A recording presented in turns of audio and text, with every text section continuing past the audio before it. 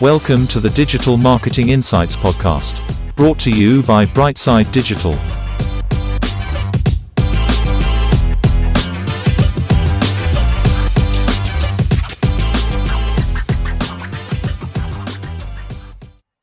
Hi everyone, welcome to the show. I'm delighted to say we have Chris today, who is a freelance video content creator. Very exciting. Chris, how you doing? I'm very good. Thanks for the invite and hello everyone.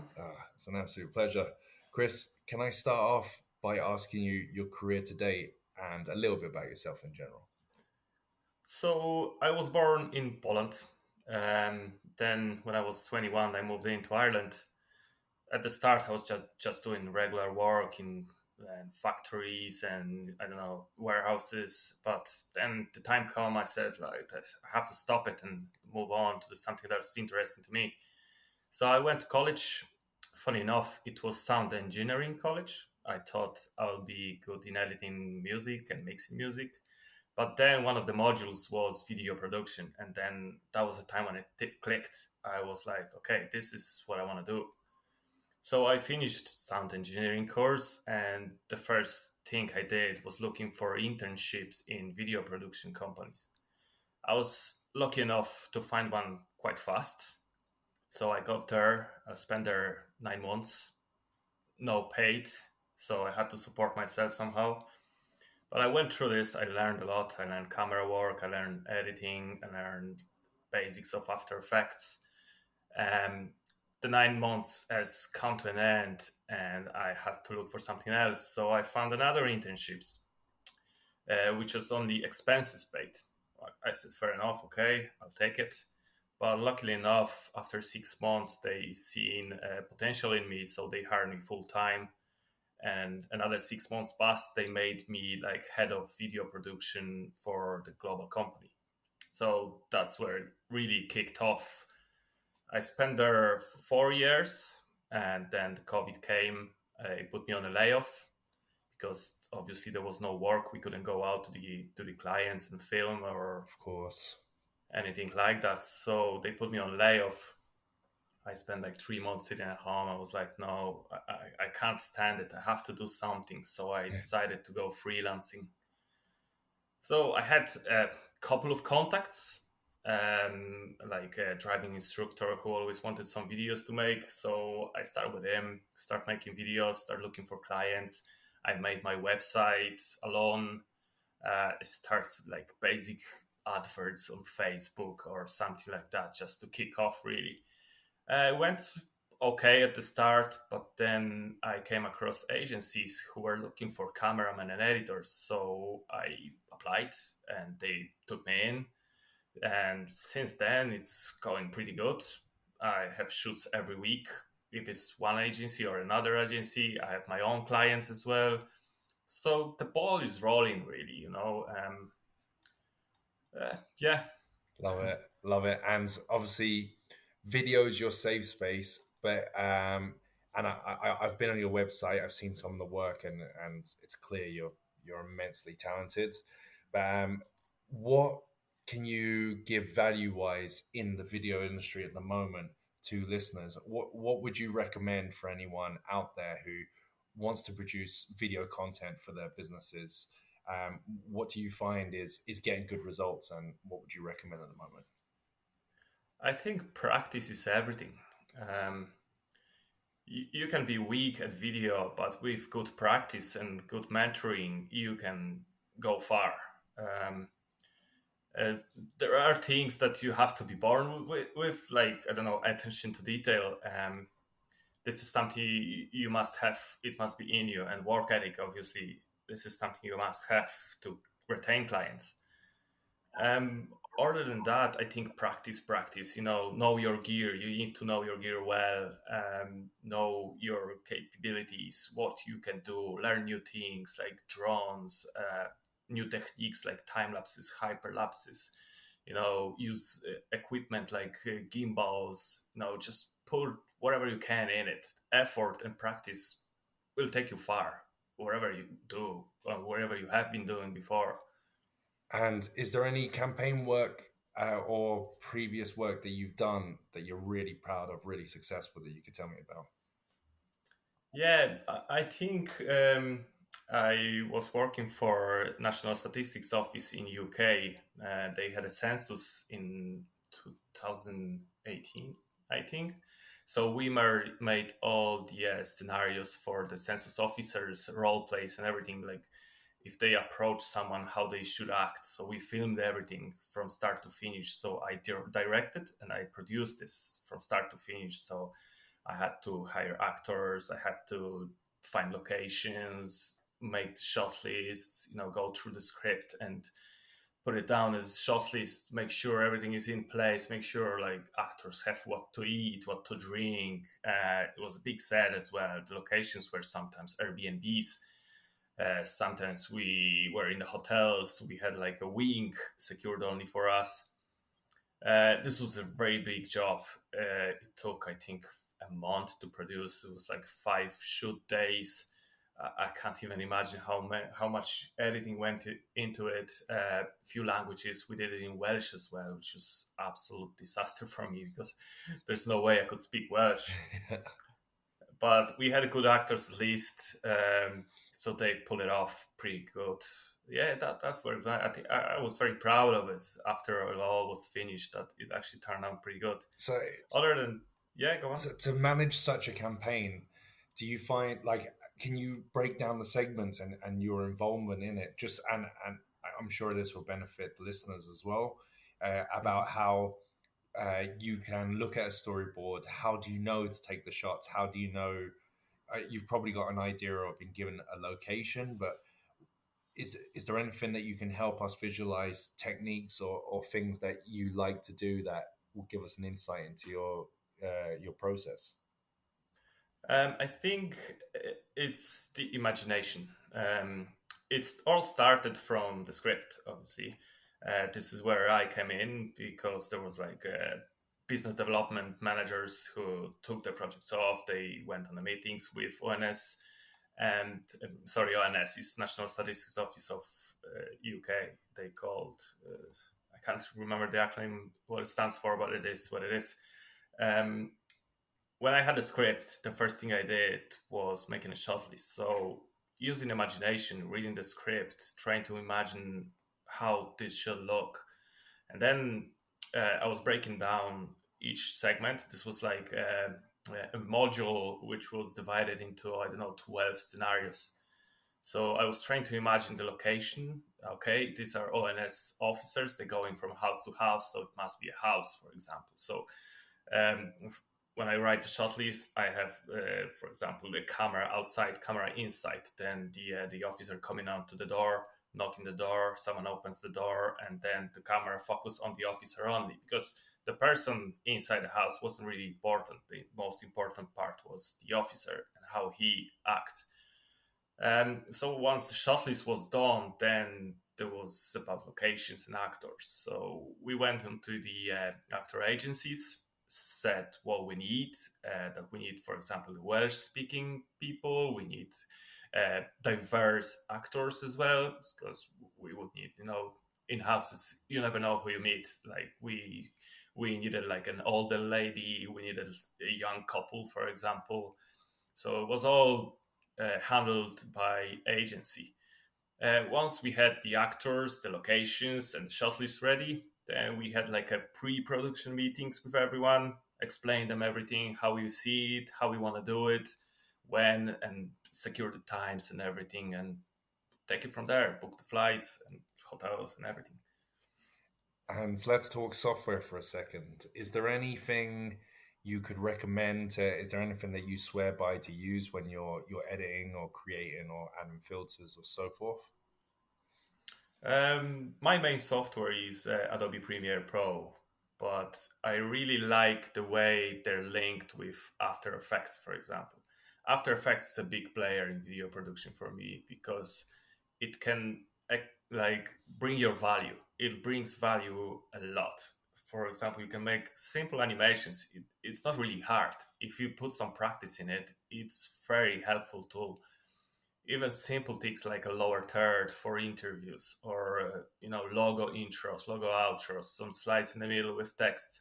They all make a difference. Like simple video production, when you only have, for example, an interview and a little bit of b-roll, it gets boring, especially for corporate clients. They want to see something more than just a video footage.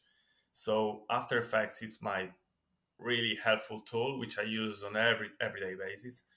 uh, it helps me a lot as well. If you, for example, missed some footage, you can't do much with it, but you can use animations. And this is where After Effects comes with help again. Yeah, I think I really like the link with Adobe software between Premiere Pro and After Effects, Photoshop, Illustrator. They are packed together nicely. I love that. And looking at the actual video, the videography that you use, like equipment wise, is there any equipment that you'd recommend, even just for someone listening that might want to start off, or is probably working for a company and is told to do video, but they don't know where to start? Is there any kind of basic set that you could recommend to our listeners to purchase? Um, I think any mirrorless camera can do the job. These days, these cameras are really powerful.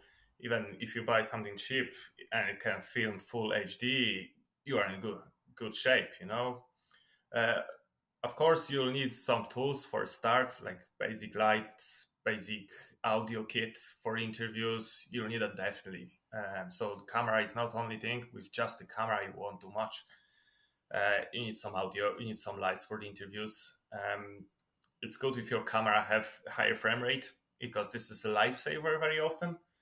If you have a basic shot, it's just a basic shot. But if you can add to it a little bit of slow motion, it's actually bringing your value up. And as well, like drone is a good buy as well. Clients love drone, love aerial shoots.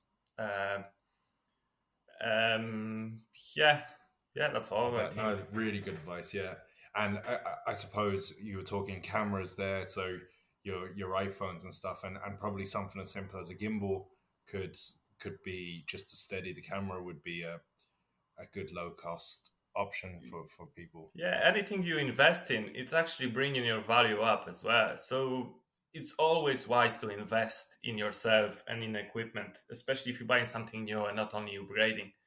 Um, Now I have everything. I think they're like I always wanted to fly FPV drone as well, but I don't have time to learn it because it takes time.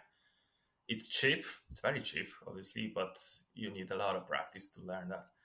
So I just fly standard drone and it's sufficient enough. But I think there's a lack of FPV drones operators, especially in Ireland. There's not many. I think uh, people who want someone to fly FPV drone, they hire people from UK and France. Wow. So this would be good advice for someone who want to start in videography, learn FPV drone, because there is a lack of operators in Ireland, definitely. So yeah, it's always good to know those insights.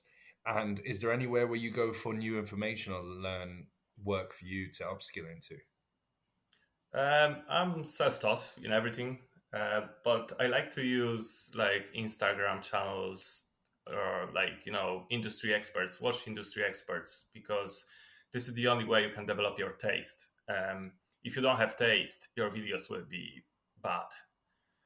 You needed some kind of taste to be able to produce something nice. So I use like Instagram groups, like I watch industry experts like Philip Bloom, for example.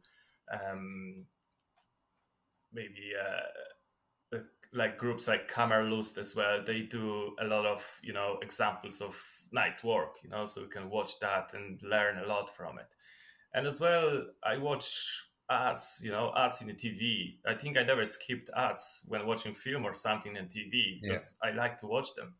I enjoy watching them. It might be funny, but yeah, I enjoy them. No, you appreciate the value that goes into them. And I suppose as a videographer, you know how difficult it is to get your message over in 30 seconds and create a script that's compelling and interesting in that time frame. Exactly, yeah. But looking at the digital industry as a whole, in particular video, obviously social media seems to have a huge focus in video right now, with pretty much every major channel focusing around video first. But is there anything that really excites you, or anything that you want to tell our listeners that you've noticed, especially in the video space at the moment? Um, Maybe the worst part, I start with this because I see a lot of industry people who saying that AI can take over video production, and I'm totally against it. I think it'll never do, because you need your pair of eyes to see and do things. In a good way, I think the technology is going forward. I think the quality of cameras are getting better and cheaper. So now, for very little money, you can buy something that it's actually can do the job. When if you look like 5, 10 years ago, you would have to spend fortune to get something decent. I think it'll go forward. So I suppose in 3 or 4 years, for little money, you'll be able to buy like industry level cameras. I hope for it. Like, we'll see what the time bring, really. Exactly. And you touched on something quite important there around AI. So are you not actively playing around with AI at the moment, or you are, but you don't think your analysis it won't be relevant to the video industry? Um, it's actually already relevant to video industry. The company I used to work for, the 4 years I was head of video, after the COVID, they went into the direction of AI. So they are now trying to make a platform where AI is picking up the clips. You just submit the script, and AI is actually building the video. Wow. Yeah, but like, it's something that I think will never succeed, because I've seen some of these videos and they need a lot of corrections. It's never correct. Like, it's never matched to the voiceover. Maybe it still needs more work to be done to it, but like, when you edit video, you know exactly at which point of voiceover you need to use what clip and what this clip needs to show. Where AI is not developed enough to be able to pull that off, I think. Yeah, really well said. And lastly, Chris, we always ask this question on the show, which is, if you could bottle up one personality trait that you have yourself, Chris, and you could pass on to others, what would it be? I think attention to detail. I think this is the most important trait you may have in video production and design and everything. I think attention to detail. Like, I used to work with interns while I was the head of video in the company I work for, and I seen straight away, if there was a lack of attention to detail, this person will never succeed in video production, because leaving so many mistakes in a video that wouldn't be there if you had this attention to detail. It's a big difference. It's really, really big difference. Yeah, I really appreciate the meticulous approach as well. But that's it, Chris. Thank you so much for being on the show. If people want to reach out to you, they want to see your work, they want to touch base with you maybe about their own videography kind of content, how can they get in touch? Yeah, you can just check out my website, ytv.ie. It's Yellow Tag Video company's called. I work as a freelancer, so I'm not renting offices or anything. I work from home, so it's always easier to give me a good rate to a client than if I was renting a lot. And I hire freelancers as well. I have a team of my friends who work with me. I work for them, they work for me. So yeah, we make a lot of videos. Love that. Love that. Thanks everyone for listening, and thank you, Chris, for being on the show. Thanks a lot.